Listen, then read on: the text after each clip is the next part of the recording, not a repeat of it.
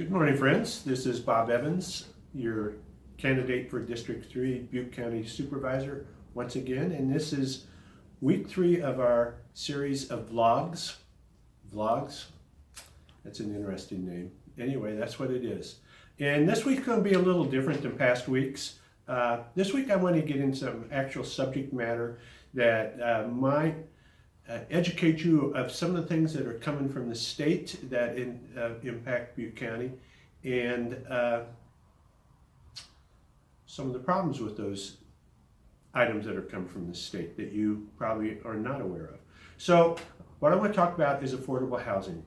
As everybody knows, California suddenly realized that we don't have enough housing for all the people, and we certainly don't have enough housing that is affordable for the mass number of workers who are looking for houses. Houses in California are very expensive.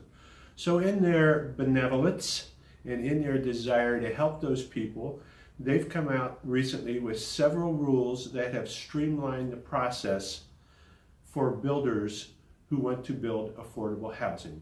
Streamline the process, cut down on the requirements, and actually add predictability to the process. In other words, if a builder follows all the rules that the state just came out with, the county cannot deny, or the county or community cannot deny their right to build those houses. Now that sounds great, that sounds wonderful. Those are all good things, but there's only one catch that nobody talks about, and that is the requirement within these laws that says if you want to take advantage of these rules, builders, these shortcuts, you have to pay your workers prevailing wage. Now, I don't know if you know what prevailing wage is, but I'm going to read this so I make sure I get the words right to you. Prevailing wage rates are usually based on rates specified in collective bargaining agreements. What's that mean? That means that the rates that unions pay their workers, or that unions demand to pay workers. Not only that, but our prevailing wage here in Chico is tied to, in some cases, Sacramento's prevailing wage, and in some cases, Bay Area, San Francisco prevailing wage. So if a builder wants to take advantage of those streamlined procedures, he would have to pay labor rates equal to what a union electrician or masonry guy or any other component of builder would be paid in San Francisco. And those wages are easily 40% higher than what we pay locally. Now, we pay good wages to our workers. There's a lot of demands for these skills. There's a shortage for these skills. So they're getting paid decent wages that they're happy with. So what's that mean? What's that mean? Well, if I was a builder, would I follow these streamlined if I really wanted to buy houses that are economical? The answer is no. You end up with more expensive houses if you take advantage of these streamlined procedures and then pay prevailing wage. What's that tell me? Well, it tells me that the state is really more interested in protecting their union guys than they are in benefiting those people who need a break when it comes to housing costs. They're not going to be cheaper, at least not here in Chico. Another thing, that provision that's in this rule, is that your workers have to be classified as skilled and trained workforce. Now, what's that mean? Well, let's take Habitat for Humanity, for example. Would Habitat for Humanity take advantage of these streamlined rules? Well, if they did, all their workers would have to be trained and skilled. And there's only one school that I'm aware of in Northern California where you can get that certificate. There could be more, only one I'm aware of. They certainly can't have the home buyers do sweat equity and help pound nails and build walls. They are out of the picture if, in fact, Habitat wants to take advantage of this procedure.